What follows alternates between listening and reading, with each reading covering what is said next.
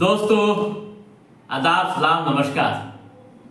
आज के एपिसोड में हम फिर बात करेंगे जनसुराज के सूत्रधार प्रशांत किशोर की रणनीतियों के बारे में, उनके द्वारा दी जाने वाली मुसलमानों की 40 गारंटियों के बारे में।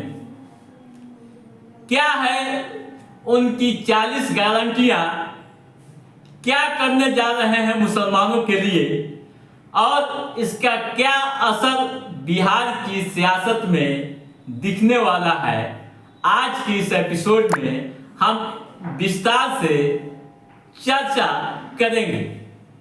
दोस्तों, बिहार में विधानसभा का चुनाव जैसे जैसे करीब आ रहा है, ठीक उसी तरह से सियासी हलचलें तेज हो गई। बीते दिनों पटना के सभागार में एक गोष्ठी हुई। गोष्ठी का विषय था कि राजनीति में मुसलमानों की भूमिका, माफ कीजिएगा, राजनीति में मुसलमानों की भागीदारी। प्रशांत किशोर गोष्ठी में कई अहम बातें कहते, बिहार की सियासत को लेकर, मुसलमानों को लेकर, खासकर आबादी के अनुसार भागीदारी सुनिश्चित कराने के लिए। आबादी के अनुसार भागीदारी देने के नाम पर कई अहम बातें कह दी, जिसकी चर्चा सियासी गलियारों में खूब हो रही है।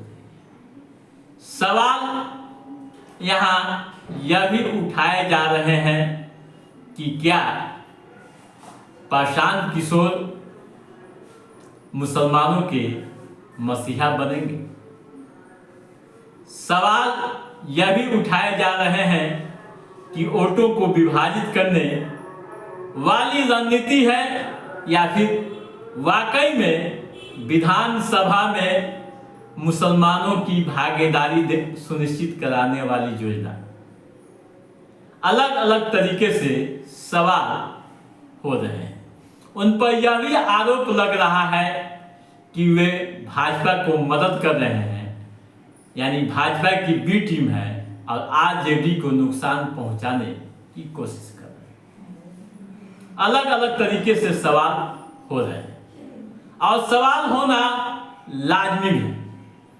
दोस्तों, जो राजनीतिक पंडित बता रहे हैं, जो सियासी गलियारों से बातें छन कर आ रही हैं, उसके अनुसार प्रशांत किशोर की यह रणनीति आरजेडी को सबसे अधिक बेचैनी में डालती है। 40 उम्मीदवार वे चुनाव में देंगे। उनकी इस घोषणा से आरजेडी को अधिक बेचैनी है, और बेचैनी क्यों न हो, MY समीकरण के टूटने का डर दिख रहा है। दोस्तों, प्रशांत किशोर की इस रणनीति का क्या असर बिहार की चुनाव पर पड़ेगा, यह तो समय तय करेगा।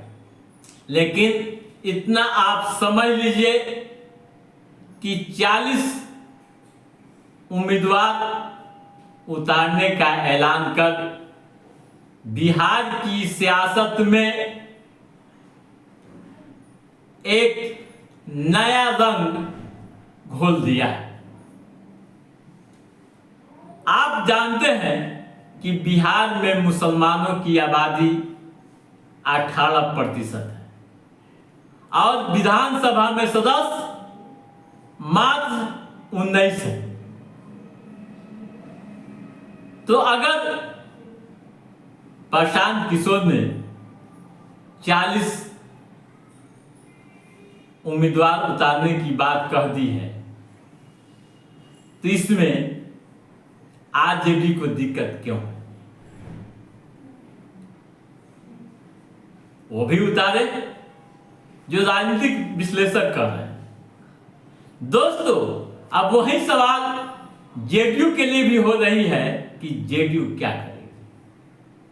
सियासी गलियारों से जो खबरें छन कर आ रही है उसके अनुसार जेडीयू अपनी रणनीतियों, अपनी योजनाओं के बदौलत मुसलमानों को अपने साथ रखने के लिए हर स्तर से पहल कर रही है।